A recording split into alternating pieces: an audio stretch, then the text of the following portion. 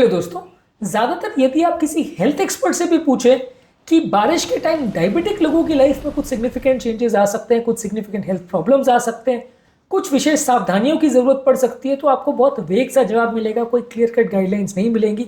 आपको इस टॉपिक पर कोई और वीडियो या कोई और ऐसा लिटरेचर भी नहीं मिलेगा जो आपको क्लियर कट ये गाइड कर सके कि बारिश के टाइम डायबिटिक पेशेंट्स में क्या इश्यूज आ सकते हैं। आज का टॉपिक एक्सक्लूसिव है। इसमें हम आपको बहुत इंपॉर्टेंट जानकारियां देंगे जो डायबिटीज़ को अफेक्ट कर सकती है बारिश के टाइम, और ये जानना और समझना आपके लिए क्यों ज़रूरी है। इसमें कई ऐसे पॉइंट्स हैं जो आपने शायद कभी भी नहीं सोचा होगा या सुना होगा किसी और एक्सपर्ट से, तो इसलिए आज इसे जानना और समझना ज़रूरी है। टॉपिक पर जाने से पहले जो लोग हमारे चैनल पर नए हैं उन्हें रिक्वेस्ट करूँगा कि चैनल को सब्सक्राइब करें, वीडियोज़ को लाइक करें, शेयर करें, फॉलो करें, कमेंट करें, पूरा देखें। कई इसमें पॉइंट्स हैं जो थोड़े ऑब्वियस है, कई इसमें पॉइंट्स हैं जो है तो ऑब्वियस, लेकिन उसका बारिश के साथ कोरिलेशन करना और डायबिटीज़ के साथ कोरिलेशन करना ये एक अनयूजुअल आउटकम है। इसलिए आज इस टॉपिक में कई पॉइंट्स आपको बहुत सरप्राइजिंग लगेंगे। वीडियो को एंड तक देखिएगा। चलिए शुरू करते हैं पॉइंट वीडियो।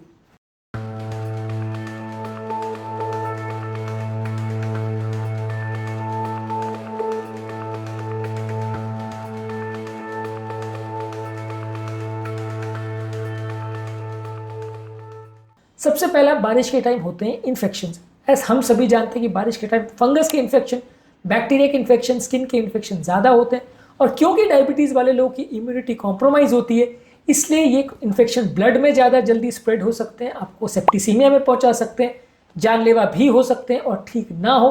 आप हमेशा से जानते हैं कि डायबिटिक पेशेंट्स में इन्फेक्शन लगने के बाद ठीक होना बड़ा मुश्किल होता है।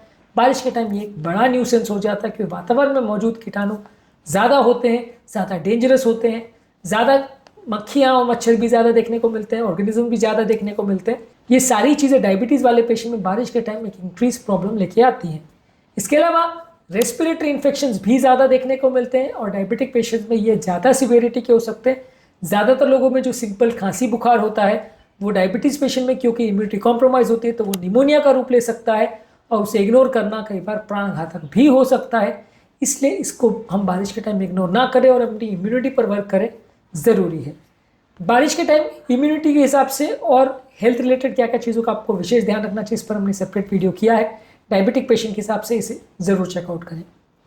इसके अलावा बारिश के टाइम पाँव में प्रॉब्लम होने का चांस भी ज़्यादा होता है। बारिश के टाइम आपके फिसलने का, गिरने का चांस होता है।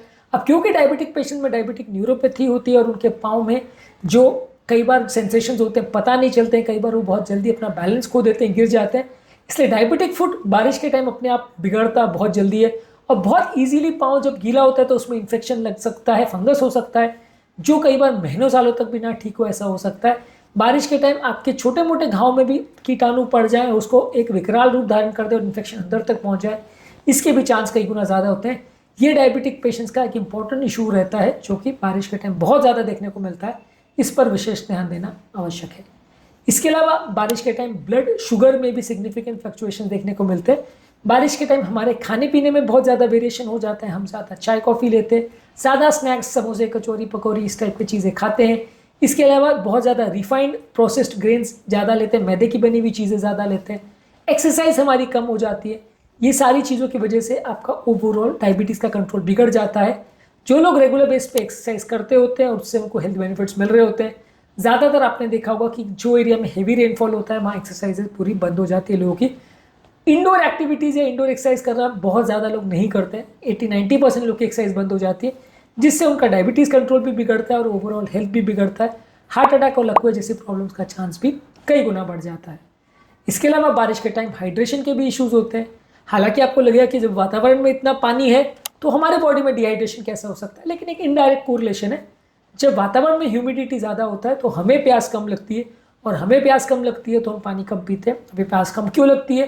क्योंकि प्यास ज़्यादातर तब लगती है जब मुंह सूखता है, क्योंकि वातावरण में ज़्यादा ह्यूमिडिटी है तो मुंह नहीं सूखेगा और आपको प्यास नहीं लगेगी। तो इफेक्टिव डिहाइड्रेशन बारिश के टाइम ज़्यादा देखने को मिलता है। इसकी वजह से कई बार बारिश के टाइम आपकी हेल्थ कॉम्प्रोमाइज़ हो सकती है। इसके अलावा अगर आप स्ट्रेस और एंग्जाइटी की बात करें तो ये साइकेट्रिक प्रॉब्लम्स बारिश के टाइम ज़्यादा देखने को मिलते हैं क्योंकि आप घर पर रहते हैं, रिलेटिव्स और फ्रेंड्स से कट ऑफ हो जाते हैं, आउटिंग्स नहीं कर पाते, आउटडोर सर्कल्स में नहीं जा पाते, ग्लूमी वातावरण रहता है, कई बार लोगों से आप बात नहीं कर पाते, डिस्कशन नहीं कर पाते, तो आपका दिनचर्या चेंज हो जाता है, घर पर बंधे बंधे रहते हो। इसकी वजह से साइकेट्रिक प्रॉब्लम्स, डिप्रेशन, एंग्जाइटी ये ज़्यादा देखने को मिलता है। इससे हमारी नींद कॉम्प्रोमाइज़ होती है, इससे मेंटल स्ट्रेस बढ़ता है और डायबिटीज़ कंट्रोल बिगड़ जाता है। इसके अलावा बारिश के टाइम खाने पीने के जरिए इन्फेक्शन आने का चांस भी बहुत ज़्यादा रहता है। फूड पॉइजनिंग और वाटरबॉर्न डिजीजेज ये सब आने का चांस कई गुना ज़्यादा रहता है और डायबिटिक पेशेंट्स में ये ज़्यादा प्रॉब्लम्स बढ़ती है क्योंकि डायबिटीज़ पेशेंट का पहले से ही सारे सिस्टम कॉम्प्रोमाइज़ होते हैं। उनका जीआई सिस्टम, उनका रेस्पिरेटरी सिस्टम, उनका स्किन का इम्यूनिटी, किडनी का सिस्टम सब पहले से कॉम्प्रोमाइज़ होता है और उस पर से ये सडन इन्फेक्शन की जब मार पड़ती है तो बीमारी सडनली विकराल रूप धारण कर लेती है और छोटी छोटी प्रॉब्लम्स, छोटे छोटे फूड पॉइजनिंग या इस तरह के इंसिडेंट्स जानलेवा भी हो सकते हैं। ये सारी चीज़ें जो है कई बार हमें ज़्यादा ध्यान देने की ज़रूरत है। बॉडी के इम्यूनिटी के रिस्पॉन्सेज जो हैं और बॉडी के ब्लड प्रेशर और बाकी चीज़ों को कंट्रोल करने के जो रिस्पॉन्सेज हैं वो डायबिटिक पेशेंट में ज़्यादा कॉम्प्रोमाइज़ देखने को मिलते हैं, जिससे कि हर तरह का छोटा मोटा प्रॉब्लम जो बाकी लोग आराम से मैनेज कर लेते हैं, जिनके लिए वो छोटा सा खांसी जुकाम या उल्टी दस्त होता है, डायबिटीज़ पेशेंट्स के लिए वो एक जानलेवा बीमारी का रूप धारण कर सकता है। इसलिए हमें अपने आप को बहुत ज़्यादा बचा के रखना है इस सारी प्रॉब्लम से। इसके अलावा डायबिटीज़ के टाइम जॉइंट पेन्स और मसल पेन्स ज़्यादा देखने को मिलते हैं। वातावरण में मौजूद ह्यूमिडिटी की वजह से हमारा मसल पेन होने का चांस ज़्यादा बढ़ जाता है। बारिश में स्लिप होकर गिरने का चांस भी ज़्यादा रहता है, इससे भी मसल पेन ज़्यादा होता है। बारिश के टाइम हम एक्सरसाइज नहीं करते, इससे भी मसल पेन ज़्यादा होता है। ये सारे इंपॉर्टेंट कारण हैं जिसकी वजह से हमारा ओवरऑल एक्सरसाइज कॉम्प्रोमाइज़ हो जाता है, लाइफस्टाइल कॉम्प्रोमाइज़ हो जाती है और जब हम मसल पेन के लिए ज़्यादा पेन किलर्स लेते हैं तो वो हमारे हार्ट और किडनी को नेगेटिव इफेक्ट करता है, जिससे हार्ट अटैक और लकवे का रिस्क बढ़ जाता है।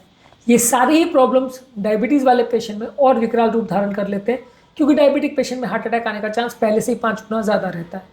तो डायरेक्टली या इनडायरेक्टली ये बहुत सारे ऐसे तरीके हैं जिसमें बारिश आपकी हेल्थ को अफेक्ट कर सकती है, आपकी ओवरऑल बीमारी से लड़ने की क्षमता और खुद को बचाने की क्षमता को कॉम्प्रोमाइज़ कर सकती है और ये सारी चीज़ों पर यदि हम विशेष ध्यान नहीं देते हैं तो हेल्थ बिगड़ना लगभग तय होता है।